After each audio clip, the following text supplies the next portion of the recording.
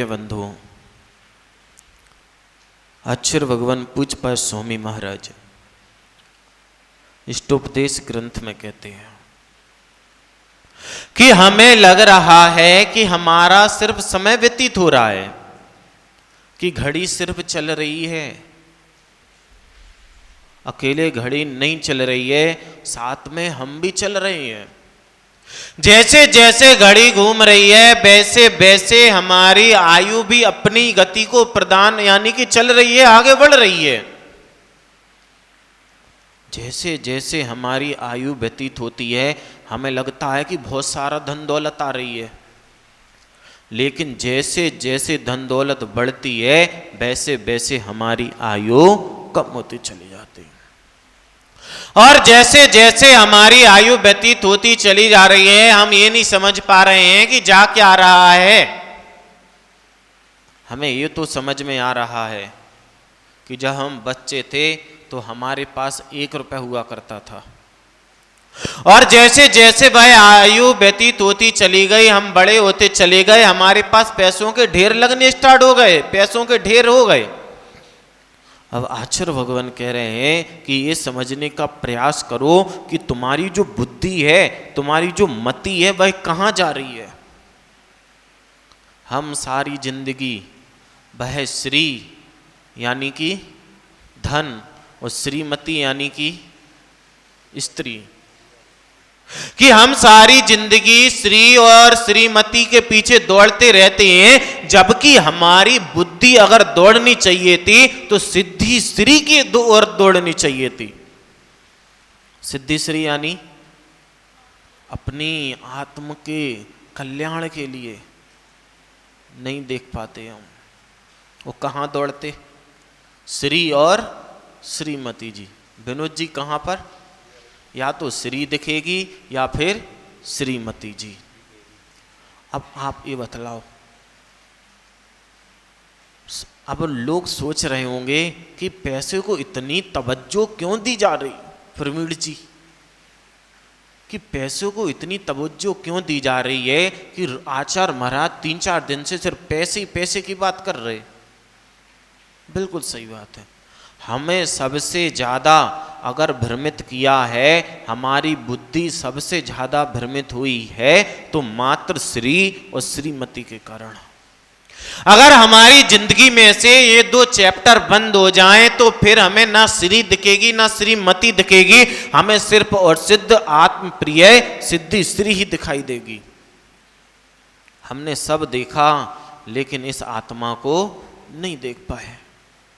हम उस पैसे की लालसा में, उस पैसे की कामना में ऐसे दौड़ते चले जा रहे, ऐसे दौड़ते चले जा रहे हैं कि कहाँ जा रहे हैं, कहाँ पैर रख रहे हैं, हमें कुछ भी दिखाई नहीं दे रहा। अपना सुकून, अपना चैन इस पैसे के चक्कर हमने खो दिया। वो सोचते क्या है कि जब बुढ़ापा आएगा तो बड़े सुकून से सो लेंगे। अलगू चौधरी जुम्मन शेख, अलगू चौधरी बिल्कुल तान के सो रहा, चादर तान के बिल्कुल चैन से सो रहा। अब जुम्मन शेख ने देखा उसको कि जी बताओ चैन से सो रहा है, इसको जबकि इस उम्र में पैसा कमाना चाहिए। उसने कहा क्यों अलगू? बोले हाँ। बोले क्या कर रहे? बोले चैन से सो रहे। बोले तुम क्या कर रहे? बोले हम पैसा कमा रहे। बोले किस लिए? किस लिए? कि बाद में आराम से चैन से सो सकें। बोले बहुत अच्छे, हम जो तुम पैसा कमा के बाद में चैन से सोओगे, हम तो अभी चैन से सो रहे। जब हमें पता है कि पैसा हम इसलिए कमा रहे हैं कि बाद में चैन से सो सके, तो अपना वर्तमान का चैन क्यों नष्ट कर रहे हो? व्यक्ति पहले पैसा ऐसा कमाएगा, ऐसा पैसे की ओर दौड़ेगा, ऐसा दौड़ेगा कि उसको बिल्कुल पता ही नहीं है हम क्या कर रहे हैं, और पैसे कमाने के चक्कर में अपनी खुशियों को नष्ट कर रहा है, अपने शरीर को नष्ट कर रहा। ऐसे ऐसे लोग हैं कि रात को 12 बजे से काम स्टार्ट करते और सुबह 8 बजे तक। ऐसे ऐसे लोग देखे जाते हैं कि शाम को 10 बजे जब सोने का टाइम स्टार्ट होता है तब से काम स्टार्ट करते हैं, और जब 6 बजे 4 बजे सोने उठने का टाइम होता है तब जाकर फ्री होते। सबसे ज्यादा सुकून अगर आता है तो चैन की नींद सोने में, और लोग उसी पैसे के चक्कर में अपने सुकून भरी नींद को भी छोड़ देते हैं। जब भी आप पूरी नींद नहीं लोगे आपका जीवन जीना बिल्कुल दुर्भर हो जाएगा। जब हम चैन से नहीं सोते हैं, जब हम नींद पूरी नहीं करते हैं, समय पर नहीं सोते हैं, तो सबसे पहले हमारा पेट खराब होता है। और करोड़ों रोगों का एक ही जड़ हमारा पेट यानी कि पाचन क्रिया खराब होना। पाचन क्रिया आपकी खराब होगी, आपकी सारे रोग अपन अपना प्रारंभ हो जाएंगे। लेकिन पैसे कमाने में व्यक्ति ये भी नहीं देखते हैं कि हमें कब सोना है कब जागना है, बस दौड़े चले जा रहे उस पैसे के चक्कर में कि हमें पैसा इकट्ठा करना है। अब कमा लिए पैसा, अब तमाम बीमारियां स्टार्ट हो गई, किसी को शुगर की, किसी को कोलेस्ट्रॉल की, किसी को ब्लड प्रेशर की, किसी को हार्ट की। अब वो उस पैसे का क्या करेंगे कि डॉक्टर साहब तुम तो जितना पैसा लेना ले लो, बस मेरे को स्वस्थ कर दो। पैसा किस लिए कमाए थे? पैसा किस लिए कमाए थे? इसीलिए कि बाद में डॉक्टर को दे के स्वस्थ हो पाए? बिल्कुल नहीं। हमें ये नहीं पता है हम पैसे की दौड़ में क्यों दौड़ रहे हैं। हम पैसा इसलिए कमाते हैं कि हमारी जरूरतें पूरी हो जाएं, इसलिए नहीं कमाते हैं कि हम अपना पूरा सुकून, पूरी चैन की जिंदगी जो है सारी दांव पे लगा दें। लेकिन फिर भी हम दौड़े चले जा रहे। सिकंदर का नाम सुना होगा, कितनी बेशुमार दौलत कमाई उसने अपने जीवन में, कितनी बेशुमार दौलत कि उसे खुद नहीं पता था कि मेरे पास कितनी दौलत है। और जब वह मरने लगा तो उसने ऐसे ऐसे वैद्य बुलाए, ऐसे ऐसे डॉक्टर बुलाए कि तुम्हें तो जो चाहिए, हीरे चाहिए, मोती चाहिए, पन्ना चाहिए, सोना चाहिए, चांदी चाहिए, देश चाहिए, क्या चाहिए तुम बोलो। तो जब वह बीमार हुआ तो उसने ये तक ऑफर कर दिए, तुम बोलो तो तुम्हें बदले में अगर भारत चाहिए तो हम तुम्हें भारत देने को तैयार हैं, अगर तुम्हें ऑस्ट्रेलिया चाहिए, अमेरिका चाहिए, जापान चाहिए, न्यूयॉर्क चाहिए, फ्रांस चाहिए, ब्रिटेन चाहिए, तुम बोलो तो क्या चाहिए, बस तुम मुझे जिंदा रखे रहो, जो मैं मरने वाला हूं तुम उससे मुझे बचा दो, मैं तुम जो कहोगे वो देने को तैयार। लोगों की जब किडनियां खराब हो जाती हैं, हार्ट खराब हो जाते हैं, तो डॉक्टर से ऐसे गिड़गिड़ाते हैं कि आप तो मेरी पूरी जिंदगी की जो कमाई है पूरी ले लो, बस मेरे को जिंदा छोड़वा दो। जो परेशानी आ गई है, जो ऐसी लाइलाज बीमारी आ गई है, जो मृत्यु वाली बीमारी आ गई है, तुम मुझे बस उससे बचा दो। सिकंदर के 2 लाइनें आती हैं, यूं तो सिकंदर के हौसले आली थे, लेकिन जब जा रहा था तो दोनों हाथ खाली थे। उसे समझ में आ गया। आखिरी में एक बार ऐसा हुआ कि जब वह जीतने के लिए जा रहा था तो उसने कहा अपने सैनिकों से कि तुम्हें जो भी मिलता जाए तुम उसको जीतते चले जाना, ना माने तो उससे तुम मेरे को मिलवाना। और जब एक बार जंगल में एक दिगंबर मुनिराज बैठे हुए थे, वह उनके पास पहुंचा, उनके सैनिक उसके पास पहुंचे, बोले तुम मेरे जो सिकंदर है मेरा महाराज, उसको नमस्कार करो। मुनिराज ने मना कर दिया कि उसने तो देश को जीता है, लेकिन उसने अभी तक वह जीत नहीं पाया। तुम्हें लग रहा है कि वह विजयी योद्धा है, लेकिन अभी वह विजयी योद्धा नहीं बन पाया।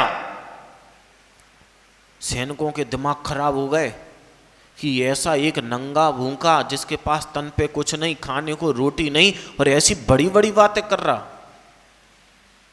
उसने फिर समझाया, उसने कहा, कह दिया कि जाओ तुम जिसके नौकर हो तुम नौकर बने रहो। वह पहुंचा सिकंदर के पास। सिकंदर से उसने कहा कि एक नंगा भूखा भुक्कड़ मिला मेरे को, वह ऐसी ऐसी बातें कर रहा। सिकंदर ने कहा कि जाके कहना कि तुम्हें मेरे महाराज यानी सम्राट सिकंदर ने तुम्हें अपने राज्य में बुलाया है, वह तुमसे मिलने चाहते हैं। सैनिक आए, सैनिकों ने राजा की बात कही। उसने सैनिकों से कह दिया कि अगर सिकंदर को मुझसे मिलना है तो मैं उसके राज्य में नहीं जाऊंगा, अगर उसको मिलना है तो वह यहीं पर आए और मेरे से मिल ले। सिकंदर का दिमाग खराब हो गया कि ऐसा कौन सा व्यक्ति है जो मेरी नहीं मान रहा। बड़े बड़े राजा महाराज मैंने अपने बस में कर लिए। सिकंदर आया उनके पास, जैसे ही उसने चेहरा देखा वह नतमस्तक हो गया कि मैं देख किसको रहा हूं। वह नंगा जिसको ये सैनिक नंगा भूखड़ कह रहे हैं, जिसके कपड़े नहीं है, जिसके पास नहीं है, मेरे को लग रहा है कि सारी संसार की दौलत इसी के पास है। इसका चेहरा ऐसा चमचमा रहा है, ऐसा चमचमा रहा है कि सारे के सारे व्यक्तियों का तेज मेरे को फीका दिख रहा है। किसी के घर को देखना हो, किसी के घर को देखना है कि अमीर का है कि घर का है, तो उसकी बड़ी बड़ी बिल्डिंगों पे मत जाना।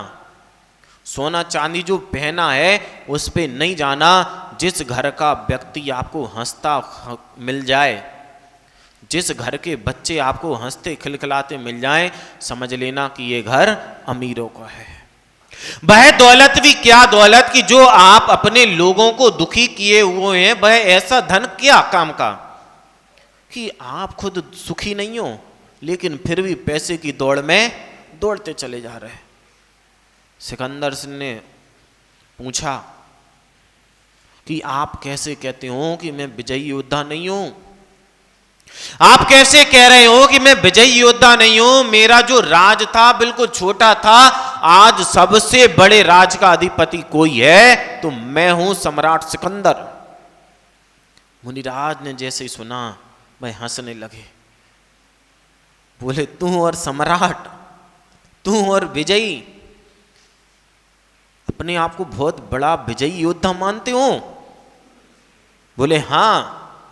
बोले, जिसका अपने ऊपर तो बस नहीं, अपनी इंद्रियों पे तो बस नहीं, वह राजों को लूटने चला है, वह देशों पे विजय करने चला है। सबसे पहले सबसे बड़ा विजयी तो वह है जिसका अपने ऊपर कंट्रोल हो, जिसने अपनी इंद्रियों को जीत लिया हो। और मैं हूं वह विजय योद्धा, मैंने अपनी पांचों इंद्रियों को अपनी मुट्ठी में कर लिया है। तुम पूरे देश को मुट्ठी में करने चले हो, जबकि तुम खुद अपने आप की मुट्ठियों में नहीं हो। और जब वह मरने लगा तो उसको समझ में आ गया कि वह मुनिराज ने क्या कहा था, उस दिगंबर संत ने क्या कहा था कि तुम्हारे हाथ में कुछ भी नहीं है। तुम जितनी भी लूट खसोट कर रहे हो, जो तुम पैसे की लालच में लोगों की हिंसाएं कर रहे हो, उनको विपदाओं में डाल रहे हो, उन्हें कष्ट दे रहे हो, पीड़ा दे रहे हो, जब तुम जाओगे तो एक दाना भी तुम यहां से नहीं ले जाओगे। कभी किसी को देखा है आपने? कमल जी, बाबूलाल जी, बहुत अर्थियां देखी होंगी, लेकिन ऐसी अर्थी कभी नहीं देखी होगी कि अर्थियों से दोनों हाथ बाहर निकल रहे हों। देखे हो क्या? कभी नहीं देखे। लेकिन अगर आपको लगता है सारी जिंदगी जिस पैसे की दौड़ में आप दौड़ते चले जा रहे हो, वो मरने से पहले आपको लगा कि मेरी दौड़ बेकार है, तो अपने घर वालों से कह देना कि जब मैं जाने लगूँ ना तो मेरे दोनों हाथ अर्थी के बाहर निकाल देना। और सिकंदर ने यही इतना महान उद्देश्य, इतना महान संदेश हम लोगों के लिए दिया था कि लोग मेरे को देख ले, कि जिस सिकंदर को देखकर लोग कहते हैं कि सबसे ज्यादा धन दौलत, सबसे ज्यादा हीरे मोती सोने चांदी किसी के पास थे तो सिकंदर के पास थे, लेकिन जब वह इस दुनिया को विदा कर रहा था तो उसके दोनों हाथ खाली थे। आप जितने भी पैसे के लिए दौड़ रहे हो, पैसा हमारी ज़रूरतें दे सकता है, पैसा हमारे लिए भोजन दे सकता है, लेकिन पैसे से कभी भी भूख हम नहीं मिटा सकते। पैसे से हम परिवार की जरूरतें पूरी कर सकते हैं, लेकिन पैसे से कभी भी हम घर में खुशहाली नहीं ला सकते हैं। लेकिन हम इस भ्रम में जी रहे हैं कि पैसा पैसा पैसा, सिर्फ पैसा ही पैसा, जहां देखो वहां पैसा, जहां देखो वहां पैसा, और व्यक्ति को यही नहीं पता कि पैसे का हम करेंगे क्या। ये वही पैसा है कि जो दो भाई आराम से सुखी सुखी आराम से जीवन व्यतीत कर देते हैं, जब उन्हें पैसा दिखता है तो दोनों में दीवारें खड़ी हो जाती हैं। वही पैसा है ये, ऐसा पैसा किस काम का। लेकिन हम इस पैसे की दौड़ में दौड़ते चले जा रहे, दौड़ते चले जा रहे, हमने सारा लक्ष्य अपना पैसा बना लिया। आज जो लोग यहां पे नहीं आ पा रहे, किस कारण से नहीं आ पा रहे? किस कारण से? कि उनकी मति भ्रमित है, उनकी मति भ्रमित हो चुकी है। वह चाहते तो हैं कि हम बहुत कुछ कर लें। अब अच्छे अच्छे लोगों की भी मति भ्रमित हो जाती। अब मैं अपनी एक कहानी सुना रहा आपको, बिल्कुल ताजी ताजी। हम लोग उज्जैन में थे, पहली बार आचार्य विशुद्ध सागर जी महाराज जी से हम लोगों का मिलन हुआ। वैसे तो हुआ, लेकिन गुरुजी के साथ होता था। पहली बार हम दोनों महाराज थे।